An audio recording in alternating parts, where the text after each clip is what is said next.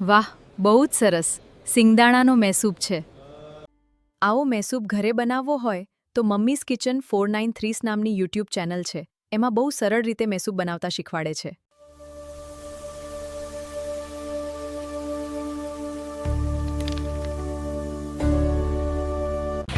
જય શ્રી કૃષ્ણ, જય વાઘેશ્વરીમાં મમ્મી કિચનમાં તમારું સ્વાગત છે. આજે આપણે સિંગદાણાનો મૈસૂબ બનાવવાના છે. આપણે 11 શ્રાવણ મહિનો નજીક આવી રહ્યો છે, તે માટે આપણે મૈસૂબ બનાવીએ. એના માટે મેં 250 સિંગદાણા લીધા છે. હવે તે આછી ભાતના હાવ શેકી નાખવાના, બહુ નહીં શેકવાના, આછી ભાતના શેકવાના. પછી તમને આગળની પ્રોસેસ તમને બધી બતાવીશ. મારો વિડીયો તમે ધ્યાન દઈને આખો જોઈજો, તમને જોવાની મજા આવશે અને પણ બનાવવાની પણ મજા આવશે. આખો પૂરો જોશો તો તમે સરસ રીતના બનાવી શકશો મારો વિડીયો. સિંગદાણા આપણે શેકી નાખાશે અને ફોતરા પણ ઉખાડી નાખાશે. આપણે આ એક વાટકો ભરીને છે 250 સિંગદાણા. હવે આપણે આ મિક્સરમાં ક્રશ કરી નાખીએ. હવે આપણે મિક્સરમાં ક્રશ કરી નાખીએ. મિક્સરમાં ક્રશ કરી પણ ચાલુ બંધ કરવાનું, એક ધારું નહીં દળવાનું, કારણ કે આમાંથી તેલ નીકળે ને.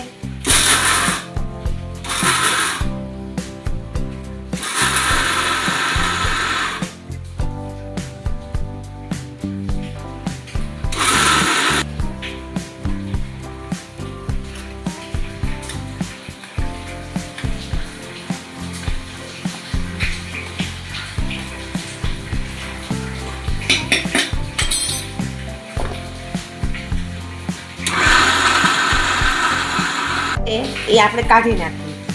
આ મેં લોયું લીધું છે, સ્ટીલનું લોયું લઈ તો ચોટી જાય નીચે હલાવવામાં. આ એલ્યુમિનિયમનું લઈને તો એમાં ચોટે નહીં, અને થોડુંક મોટી લોયું લેવાનું, એ જ રીતના પસંદ કરવાનું. આ જો એક વાટકો થયો છે, એક વાટકા ઉપર થોડું, એટલે એ જ રીતના બધું પરફેક્ટ માપ સાથે લેવાનું.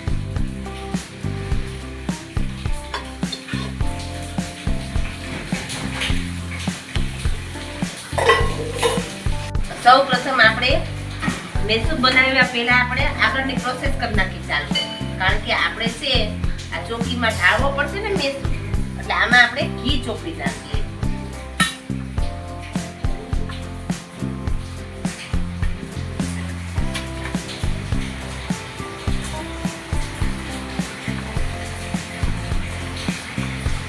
આખામાં તો લગભગ નહીં થાય, અડધામાં આવશે, એટલે આપણે અડધેથી લગાડી દઈએ આપણે.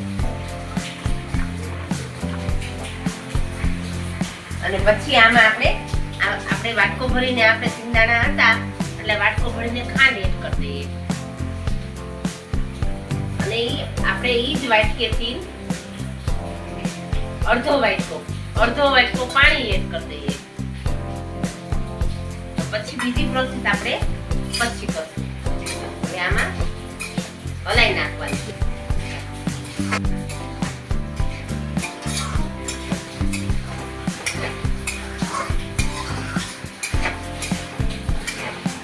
ચાસણી બનાવવાની કોઈ જાતની કઈ માથાકૂટ નહીં. આ સાવ ઈઝી રીત છે, તમને બનાવવામાં સરળ પડે. તે જ વાટકાથી આપણે ઘી એડ કરી દઈએ. આપણે ગેસ ચાલુ કરી નાખી, ગેસ ધીમો રાખવાનો એકદમ. હવે આ જ વાટકાથી આપણે ઘી એડ કરી દઈએ આમાં.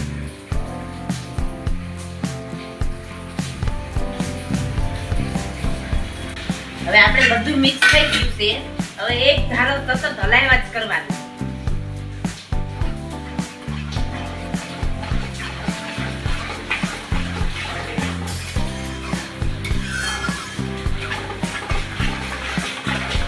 સ્ટીલનું લોયું લઈ તો પણ જાડું જ છે, પણ તોય ચોટે તો, એટલે એલ્યુમિનિયમનું લોયું હોય ને તો સારું પડે.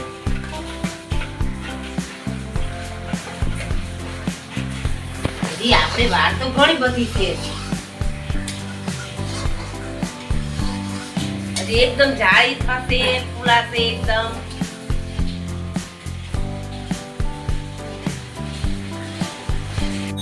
જો હું પાછું તમને દેખાડું છું. જો આ એકદમ જે હતું એનાથી વધારે આવી છે. હવે આપણે જાળી પડવાની ચાલુ થઈ ગયું છે. હજી પણ વાર છે. આપણે તમને સ્ટેપ બાય સ્ટેપ બધું હું સમજાવું છું તમને.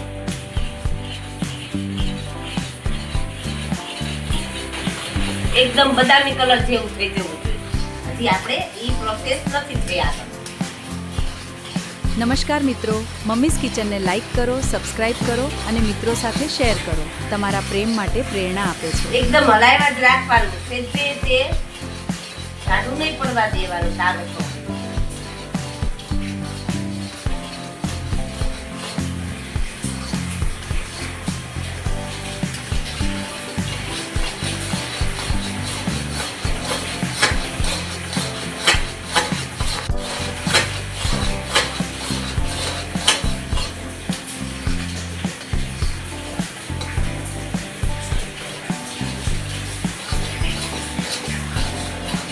આ ઘી તમને જો અત્યારે બિલકુલ દેખાય છે, જરા પણ ઘી નથી દેખાતું ને. આપણે પાછળ શું તારે એકદમ ઘી છૂટું પડી જશે.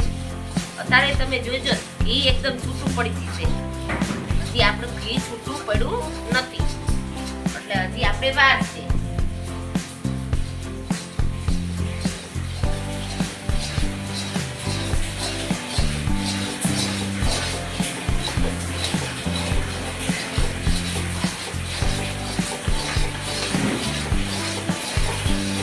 જો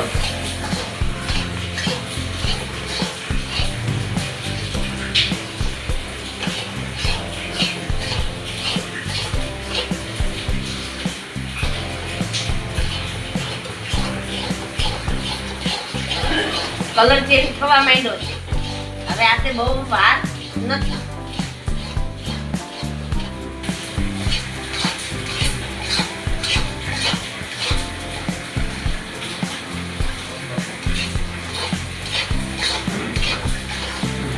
આપણું ઘી પણ છૂટું પડવા માંડ્યું છે.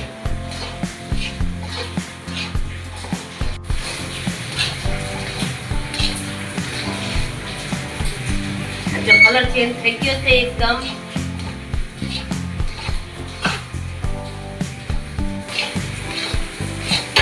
બસ હવે આપણો મૈસૂર તૈયાર થઈ ગયો છે.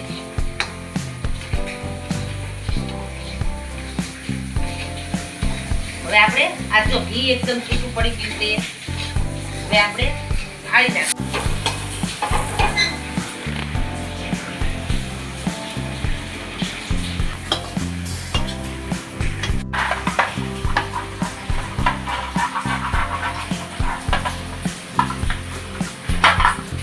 પાંચ 10 મિનિટ માટે આને ઠારવા મૂકી દઈએ અને આને કોટનનું કપડું ઢાંકી દઈએ.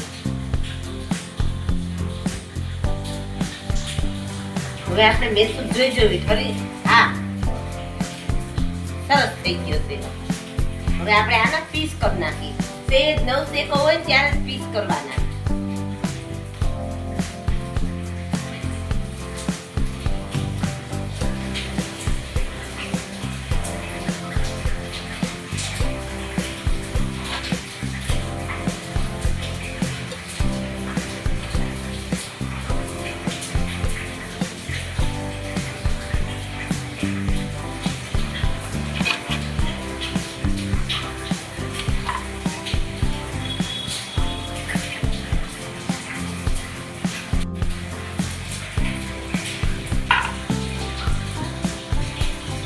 જો આપણો મૈસૂર સરસ થઈ ગયો છે. જો એકદમ જાળી પડી છે ને. જો એકદમ જાળી પડી છે. 3 કલરના શેડ પણ પડ્યો છે. હવે તમને હું આ ભાંગીને બતાવું. જો એકદમ પોચો. જો આ છે ને જાળી એકદમ. હવે જો આપણો મૈસૂર સરસ મજાનો થઈ ગયો છે. એકદમ જાળી પણ પડી છે. જો અને તમને ભાંગીને બતાવ્યું ને મેં, આપણો સરસ મૈસૂર થયો છે. 3 કલરની જાળી પણ પડી છે. સરસ મૈસૂર થયો છે. આપણો મૈસૂર સરસ થઈ ગયો છે. નો ચાસણી કે નહીં કઈ ઝંઝટ વગરની તારની ચાસણી બનાવવાની, કોઈ જાતની કઈ માથાકૂટ કર્યા વગરની. મોળાકત પણ આવે છે, જયા પાર્વતી વ્રત પણ આવે છે, શ્રાવણ મહિનો આવે છે. તેના માટે આ સ્પેશિયલ મેં બનાવ્યું છે. તારી રેસીપી કેવી લાગી તે કોમેન્ટ કરીને જણાવજો અને સબસ્ક્રાઇબ કરવાનું ભૂલતા નહીં. મિત્રો, જો તમને આજની રેસીપી ગમી હોય તો હમણાં જ મમ્મીઝ કિચન 4930 સબસ્ક્રાઇબ કરો અને તમારા પરિવાર તથા મિત્રો સાથે જરૂર શેર કરો.